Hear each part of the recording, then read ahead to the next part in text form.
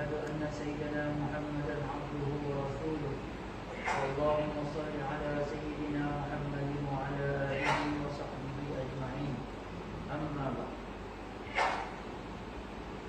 Alhamdulillah, pertama syukur kita kepada Allah Subhanahu Wa Taala, kerana Allah Subhanahu Wa Taala dan kasih sayang Dia, Allah Subhanahu Wa Taala telah izinkan dan himpunkan kita di satu tempat yang sangat mulia, satu tempat yang sangat dimuliakan, dikasihi oleh Allah Subhanahu Wa Taala, iaitu di masjid-masjid Dia, di surau-surau Dia ni. Jadi kita syukur sungguh-sungguh kepada Allah kerana Allah Subhanahu Wa Taala izinkan untuk kita dapat tunaikan perintah Allah yang sangat besar, iaitu solat di tempat yang paling Allah Taala suka, iaitu masjid ataupun surau. Ini adalah satu nikmat yang besar yang wajib kita syukuri, dan kita kena sungguh-sungguh tunjuk kesyukuran kita kepada Allah Subhanahu Wa Taala. La in syakartum la azidannakum. Kalau kamu syukur, aku tambahkan lagi nikmat untuk kamu. Jadi alhamdulillah, semua sekarang ni kita dah dibuka masjid surau kan. Berapa orang yang digunakan SOP sekarang? Macam mana?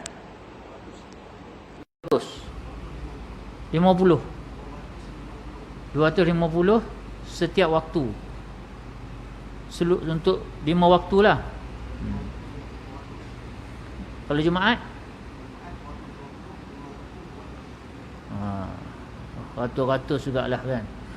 Jadi macam mana kita nak tunjukkan kesyukuran kita pada Allah Subhanahu Wa Taala bila Allah Taala buka dah, diizinkan untuk kita dapat datang rumah Allah Subhanahu Wa Taala ni, maka tak ada cara lain, kita kena sungguh-sungguh. Dengan cara sungguh-sungguh, macam Rasulullah sallallahu alaihi wasallam, baginda bangun solat malam, berdiri lama-lama 1 rakaat, Nabi sallallahu alaihi wasallam solat, dia boleh cecah sampai bacaan surah dia sampai 5 juzuk kan, 5 juzuk. Jadi nak bagi tahu begitu sekali Nabi sallallahu alaihi wasallam ni bersolat, bertahajud, berqiyamul lail, sehingga bengkak-bengkak kaki Nabi sallallahu alaihi wasallam. Jadi bila ditanya, Sayyidatina Aisyah radhiyallahu anha tanya, "Ya Rasulullah, kenapalah sampai macam ni sekali?" Maka kata Nabi sallallahu alaihi wasallam, "Fala an akuna 'abdan syakura." Tak patut ke aku ni jadi hamba yang bersyukur.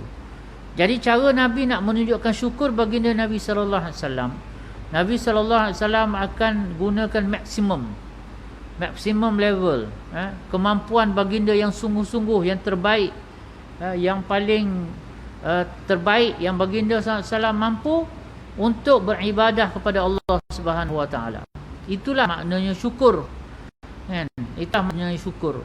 Yang ni bila kita gunakan segala kemampuan yang kita ada untuk kita tunaikan perintah Allah Subhanahu Wa Taala. Bila Allah Subhanahu Wa Taala izinkan kita ni dapat datang 200 orang, 250 orang, maka kita ni kena sungguh-sungguh zahirkan ataupun kita usahakan kemampuan kita yang paling tinggi, yang terbaik, untuk kita tunjuk pada Allah Subhanahu Wa Taala kita ni sungguh-sungguh mahukan rahmat Dia, kita sungguh-sungguh mensyukuri rahmat Dia ini, nikmat Dia. Kita datanglah, penuhkanlah 200 orang tu, penuhkanlah 250 orang tu kan. Kalau rasa nampak macam tak berapa nak penuh, tolonglah kempen, tolonglah ajak mengajak, tolonglah gotong royong, supaya kita ini dapat memenuhi rumah-rumah Allah Subhanahu Wa Taala, memakmurkan rumah-rumah Allah Subhanahu Wa Taala. Ini penting. Pertama, kita nak supaya Allah Taala buka. Kita jangan puas hati. Kita syukur, sangat syukur dapat 200 orang, 250 orang. Tapi kita jangan berpuas hati, sebab surau kita ni sebenarnya boleh muat berapa orang? Surau kita ni kalau full capacity berapa orang? Yang tak ada jarak punya 1,000, 300. Kalau tanpa jarak kan, maksudnya itulah tahap sebenar dia. Jadi kita ni tidak akan berpuas hati selagi kita belum sampai kepada tahap cara yang diwariskan oleh Rasulullah sallallahu alaihi wasallam bagi menghidupkan, memakmurkan masjid, memakmurkan surau-surau. Apa yang ada kita syukur dulu. Macam mana nak syukur? Bukan sekadar kata alhamdulillah, bukan sekadar buat kenduri kesyukuran, tetapi yang lebih penting ialah kita tunjukkan kesungguhan kita. Sungguh-sungguh kita bagi the best level untuk effort kita, usaha yang kita mampu. Nak pastikan kalau kota 200 kita isi, kota 250 kita isi, kan? Macam kami di wilayah kami dah dibenarkan full ni mengikut kapasiti surau, tapi masih berjarak. Alhamdulillah, kita syukur dulu. Kalau surau tu mampu isi 500 orang, mana 500 orang diizinkan, tapi masih berjarak, kan? Kita nak sampai satu masa insya-Allah yang jarak ni pun akan jadi kurang. Saya lalu Ulu Langat tadi ada ada urusan di bukan berkelah lah, pergi rumah kawan di satu madrasah. Tengok orang masya-Allah, kan. Ya dah bercutinya ni, berkelahnya masya-Allah. Dan saya tengok tak ada jarak dah. Saya tengok mana ada orang kat air terjun, kat sungai tu berjarak-jarak, tak ada ukurnya, kan. Maknanya kalau tempat yang macam tu pun dah boleh tak jarak-jarak sangat, saya rasa insya-Allah surau masjid pun tak lama dah kot. Mungkin akan dikurangkanlah jarak dia tu. Sebab saya macam mana saya bagi tahu awal-awal, kita patuh segala peraturan, tetapi kita kena ingat ini new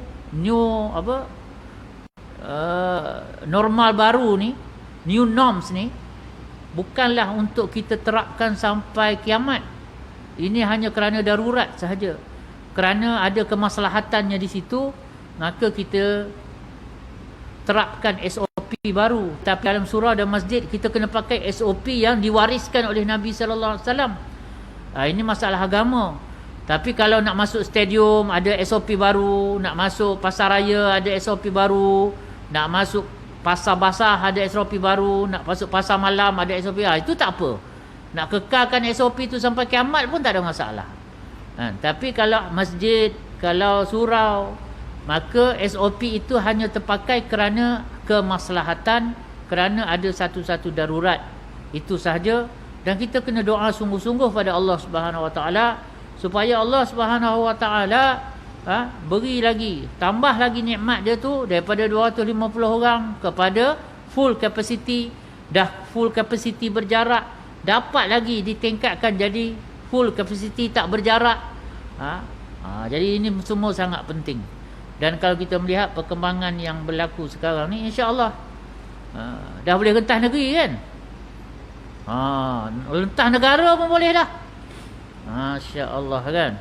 Rentah negeri boleh, rentah negara boleh dah. Cuma kalau balik Malaysia tu kena 14 hari kena kuarantin.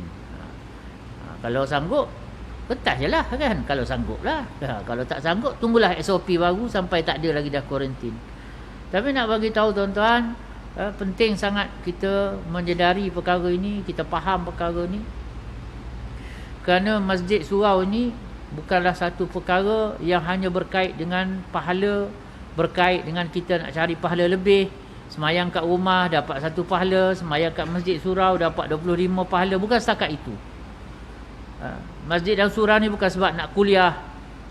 Surau kita ni tak ada, tak dapat berkuliah di surau pun online jalan je, kan. Maksudnya bukan sebab itu sahaja. Tapi kita datang masjid surau ini kerana ia ada hubungan dengan rahmat Allah.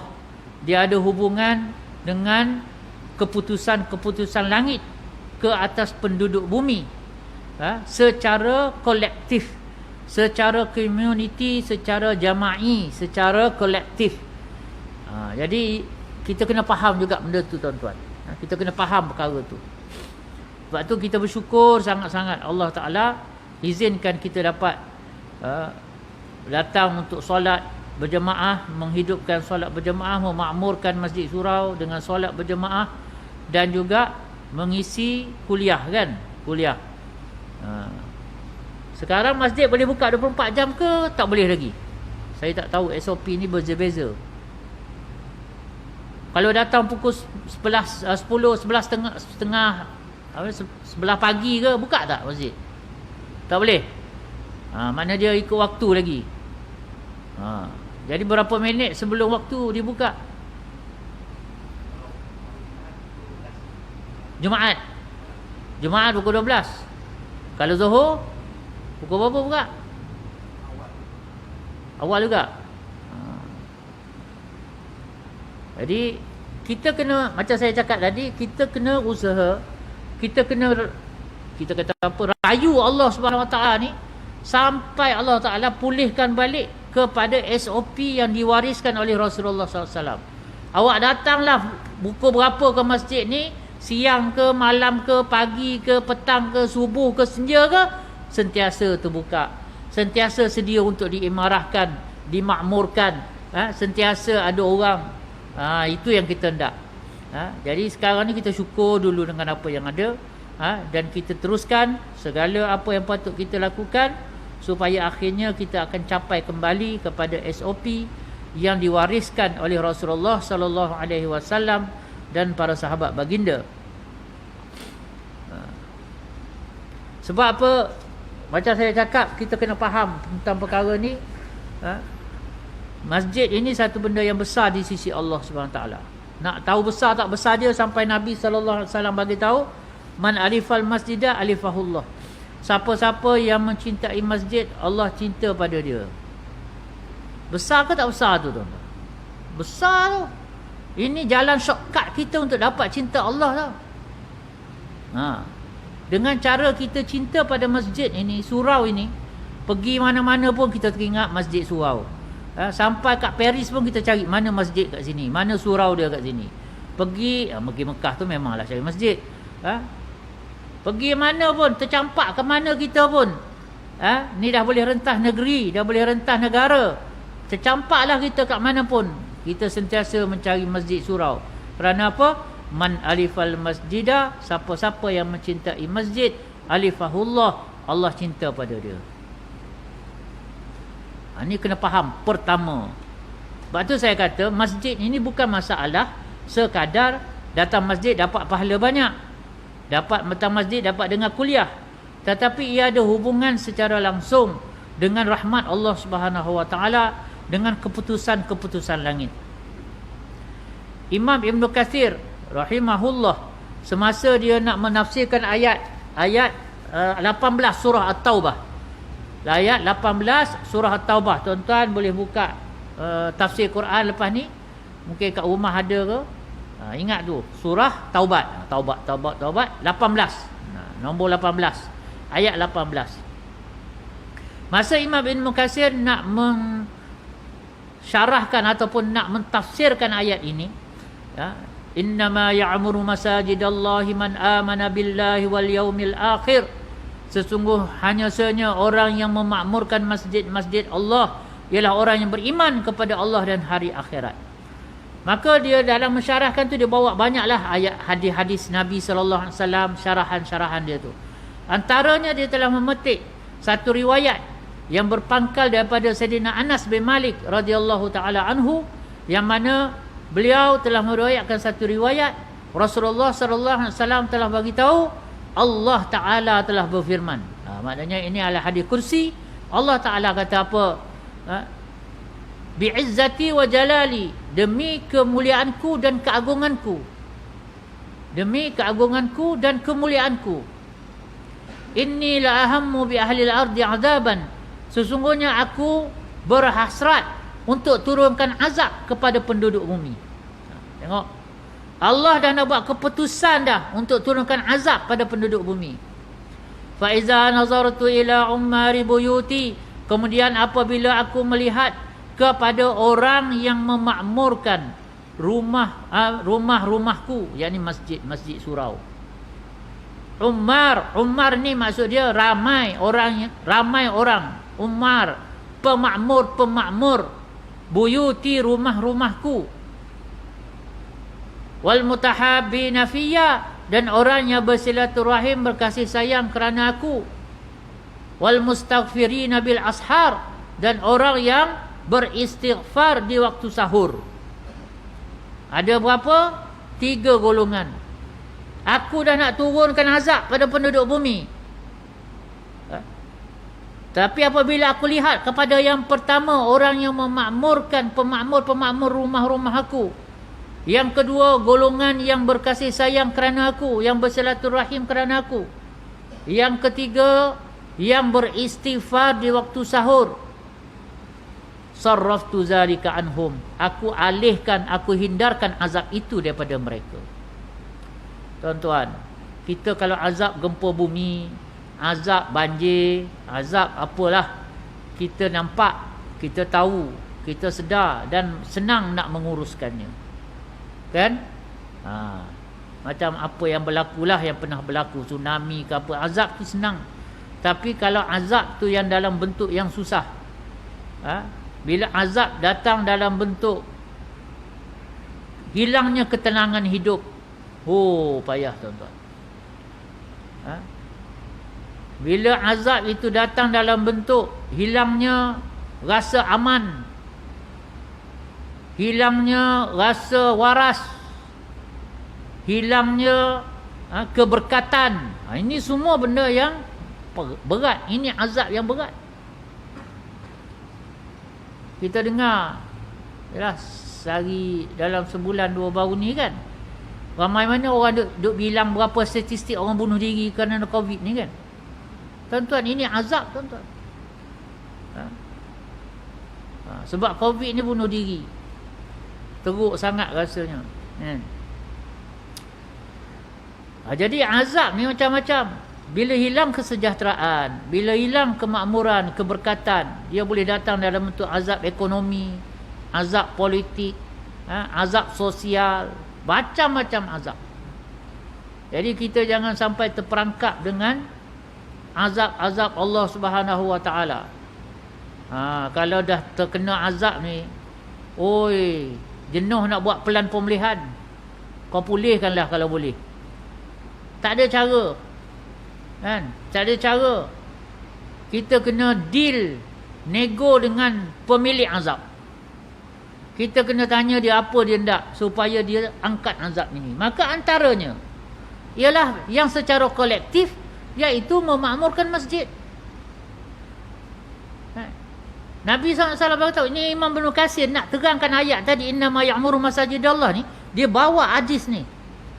Bila Allah Ta'ala hendaki satu-satu bi ahlil ardi azaban, dengan penduduk, satu-satu penduduk bumi itu azab, maka Allah tengok Allah telik dulu tiga perkara ni, 3 golongan ni ada tak dalam tempat tu.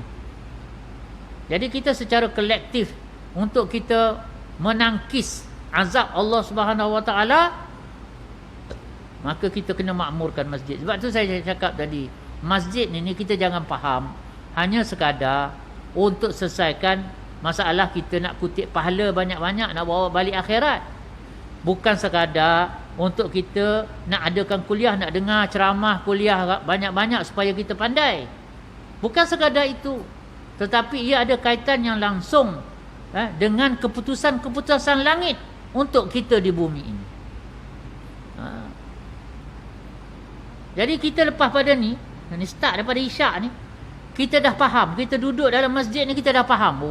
Jadi SOP pertama untuk kita tamatkan satu-satu azab ialah kita nego balik dengan kehendak pemilik azab, supaya Allah Subhanahu Wa Taala angkat azab ini. Sarraftu zalika anhum, kata Allah Taala. Aku alihkan, aku hindarkan, jauhkan zalika anhum, azab itu daripada mereka. Ialah apabila kita wujudkan 3 golongan ni. Kalau kata hari ni pemerintah ulil amri membenarkan 200 orang untuk memakmurkan masjid, kita usahakan 200 orang ni bagi penuh dalam surau kita ni. Bagi cukup 200 orang tu. Kalau besok ditambah jadi 300, pastikan bagi 300 tu ada. Macam tu. Sebab tu kita kena gotong royong lah. ingat mengingat, ajak mengajak. Kita kena kempen mengempen. Ini kempen projek besar, tuan-tuan. Dia kalau kita, Nabi SAW bagi tahu, kalau satu orang bersedekah, bala tidak akan dapat melangkaui sedekah dia. Maknanya kalau misalnya orang tu pagi-pagi pukul 6.30 tu dah sedekah dah. Dah masuk dah.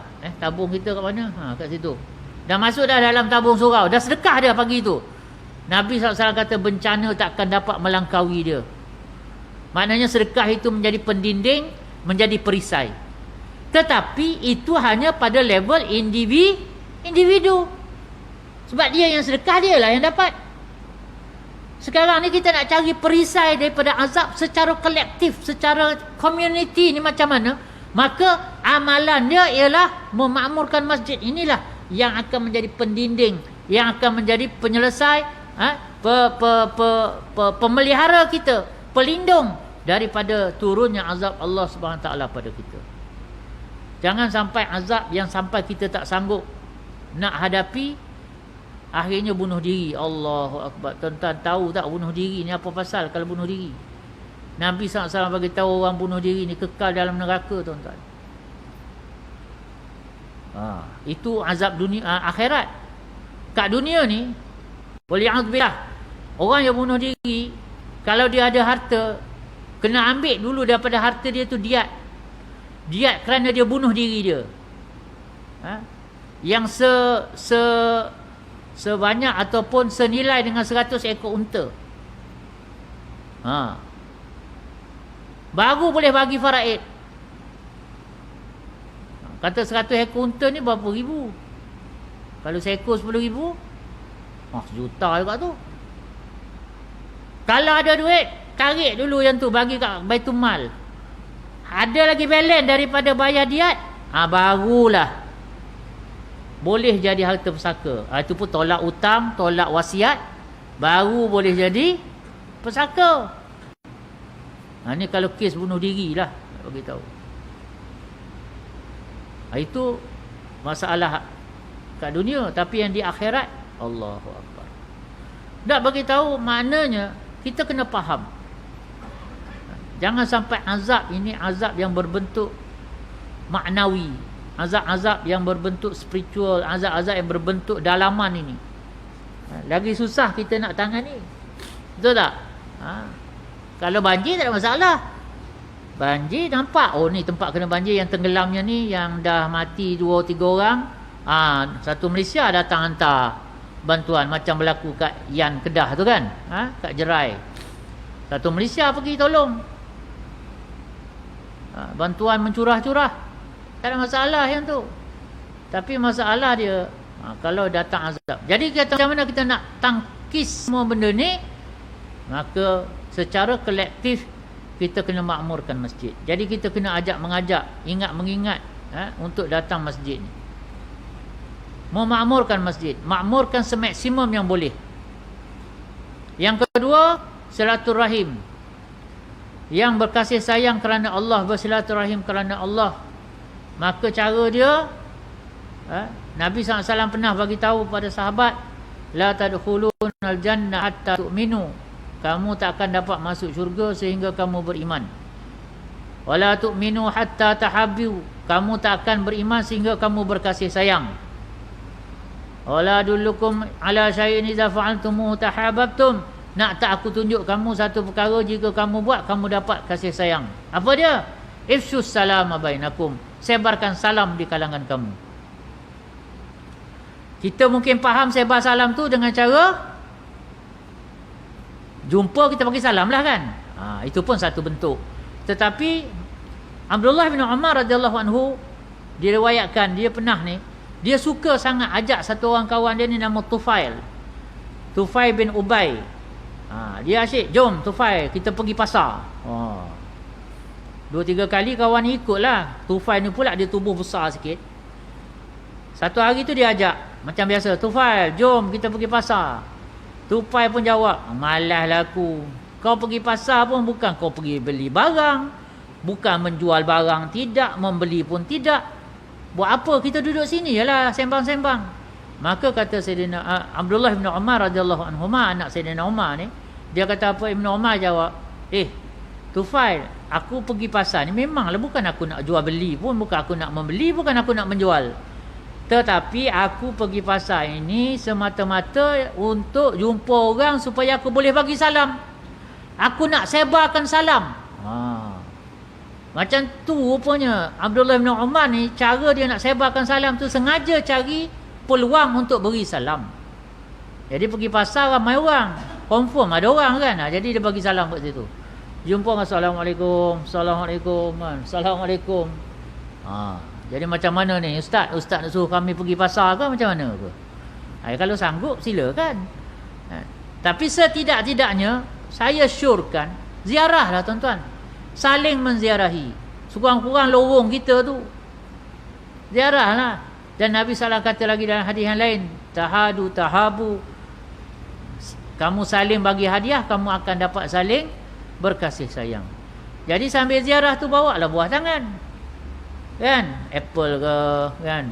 Mata kucing ke, rambutan ke, kuih ke. Kalau masak gulai kari ayam, lebihkan sikit kuah, bolehlah bagi lebih sikit, kan? Nabi SAW kata bila kamu memasak makanan, lebihkan sedikit kuah, cairkan kuahnya. Supaya apa maksud dia? Banyakkan. Jadi kalau kita saling ziarah, saling buat macam tu, bawa hadiah, bawa buah tangan, saling Masya Allah, Allah Ta'ala akan wujudkan kasih sayang. Dan ini menjadi faktor Allah Ta'ala nak buat keputusan azab atau rahmat.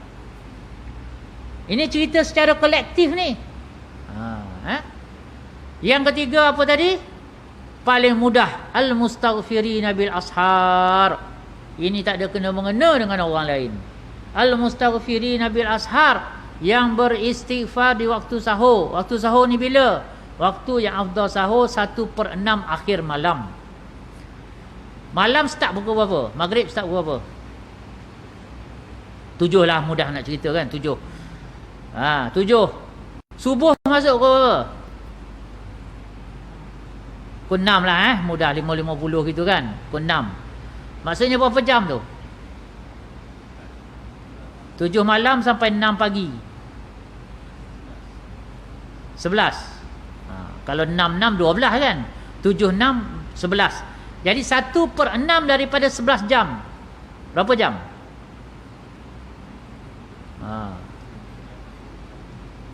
Pukul berapa jam? 3 jam, 2 jam, 2 jam, 1/6 daripada 11, 2 jam.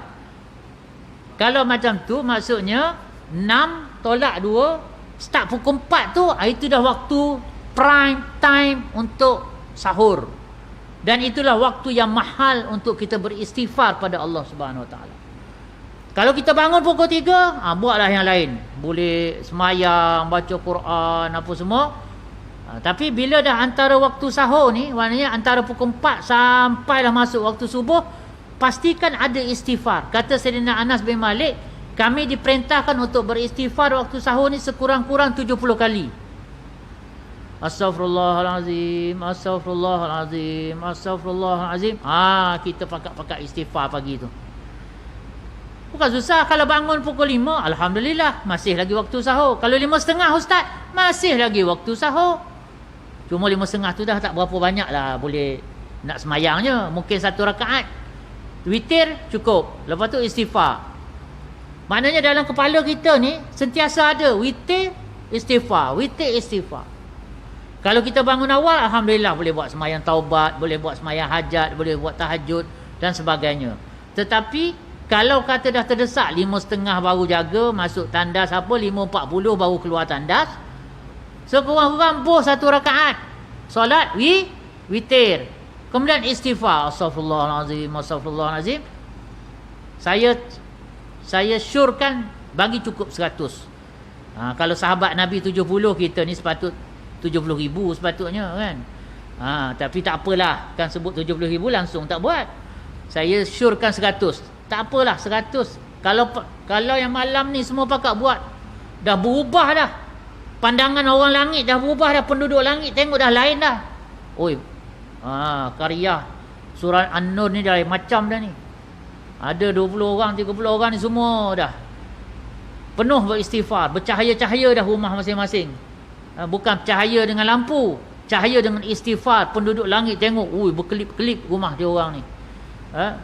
Bersinar-sinar dengan cahaya. Ini kena jadikan satu projek community. Ini asyik duk main futsal, mentang dah boleh main futsal, duk main futsal je kan. Futsal tu futsal lah juga. Projek community yang ni lagi penting. Macam mana pertama, masjid kita ni dapat kita gotong royong untuk penuhkan masjid. Yang kedua, macam mana kita dapat wujudkan, kentalkan kasih sayang sesama kita. Yang ketiga, beristighfar di waktu sahur. Saya tak cakap lah bangun pukul 3. Tak, saya hanya cakap carilah waktu sebelum masuk pukul 6 ataupun masuk subuh tu, sempat istighfar 100 kali. Sempat beristighfar 100 kali paling kurang lah. Sembahyang tu, kalau kita dah sembahyang witir sebelum tidur, sempat 2 rakaat. Kalau tak, walaupun 1 rakaat witir, buatlah. Witir ni penting tuan-tuan. Kalau mazhab Hanafi, wajib. Jadi kalau waktu Nabi SAW bagi tahu, siapa yang rasa tak confident dia boleh bangun, buatlah witir sebelum tidur. Siap-siap. Macam kita buat sembahyang tarawih tu kan, witir siap-siap. Jadi jaga malam tu pun tak kisah sangat. Tapi sebaik-baik witir ni adalah jadi penutup kepada sembahyang malam. Jadi kita dah buat semua, last sekali witir. Jadi kalau kita dah bangun 5.30, keluar tandas 5.40, kau nak sembahyang apa lagi? Tinggal 10 minit lagi lebih kurang. Sembahyanglah witir 1 rakaat, istighfar, doa. InsyaAllah. Jadi ini adalah ikhtiar sebenarnya. Macam kita pakai mask ni pun adalah ikhtiar. Kita berjarak, itu ikhtiar. Tapi itu ikhtiar yang kecil-kecil. Dia main ikhtiar, main SOP ialah kita ikut apa yang kehendak, yang memegang keputusan. Dia nak macam mana sebenarnya. Kalau tak, kita ni macam buat karangan salah tajuk lah kan. Buat karangan salah tajuk, silap kosong markah. Kalau kena CP-CP, dapatlah markah sikit-sikit. Jadi kita sekarang ni, kita kena usahakan supaya kita dapat penuhkan jawapan kita ini mengikut skema yang dikehendaki oleh pemilik ataupun oleh yang mempunyai soalan dia tu, yang membuat soalan tu, supaya kita dapat markah penuh tuan-tuan. Nampaknya tak mula lagi kita punya kitab ni, dah habis waktu. Dah masa isyak lah? Belum? Kita sampai isyak je kan? Kuliah kan? Boleh lagi? Oh boleh. Ingatkan sampai isyak aja. Jadi ada berapa minit lagi? Dah kelip-kelip dah tu nampak. Kita isyak pukul apa? 8 suku. Selangor 14. 8.14. Nak masuk dah ni. Tak apa tuan-tuan. Tak apa, tak dapat nak baca kitab, tapi kalau dapat projek tiga perkara tadi tuan-tuan kat kita punya karya ni, masya-Allah, itu pun dah hebat dah. Kita ni dalam bab apa? Bab tawakal. Sebab surau ni kita ada online kan, walaupun ada masa banyak yang tak dapat saya online kan, tapi sebab online dia bergerak. Kalau tak 2 tahun tuan-tuan tak bergerak. Kat Ulu Langat tu berapa lama saya tak pergi, baru pergi Ahad baru ni baru pergi kan, dapat pergilah bila dah mula balik ni. Masya-Allah, asyik baik jalan tu cam lagi. Kan lama betul rasanya. Dia pun penawar bagi hati juga kitab kat sana. Jadi ini yang kita barulah kita tawakal. Ni kita cerita bab tawakal, tak payah saya sentuh sikit. Tawakal. Apa maksud tawakal? Bukan maksud tawakal ni ialah kita semata-mata berserah, tidak. Maksud tawakal yang sebenar sebagaimana yang diajarkan di dalam kitab kita ni pun ialah apabila kita melakukan apa yang patut, kemudian baru kita serah pada Allah Subhanahu Wa Taala. Macam kita buatlah SOP tu, SOP ni, apa semua tu antara dalam ikhtiar, dalam kita nak tawakal pada Allah. Cuma kita tak faham tentang SOP yang lebih penting. Lebih penting. Jadi insya-Allah kita harapkan semoga Allah Subhanahu Wa Taala akan terus menerus menurunkan rahmat Dia sehingga kita bertambah-tambah lagi dapat menunaikan segala perintah Allah Taala ini dengan cara yang lebih sempurna sesuai dengan yang telah dianjurkan, diwariskan oleh baginda Rasulullah sallallahu alaihi wasallam kepada kita. Jadi saya berhenti kat sini dulu. Insya-Allah dalam kesempatan lain kita akan sambung baliklah muka surat kita ni dalam bab kitab kita pada akan datang insya-Allah. Auzubillahi minasyaitonirrajim. Bismillahirrahmanirrahim. Alhamdulillahirabbil alamin. Allahumma salli ala sayidina Muhammadin wa ala alihi wa sahbihi ajmain. Allahumma inna nas'aluka hubbak wa hubba man yuhibbuk wal amal alladhi yuballighuna hubbak. Allahumma rzuqna hubbak wa hubba rasulik wa hubba man yanfa'una hubbuhu indak birahmatika ya arhamar rahimin. Subhanakallahumma bihamdika nashhadu an la ilaha illa anta nastaghfiruka wa natubu ilaik. Wa sallallahu ala sayidina Muhammadin wa ala alihi wa sahbihi wasallam. Subhana rabbika rabbil izzati amma yasifun wa salamun alal mursalin walhamdulillah.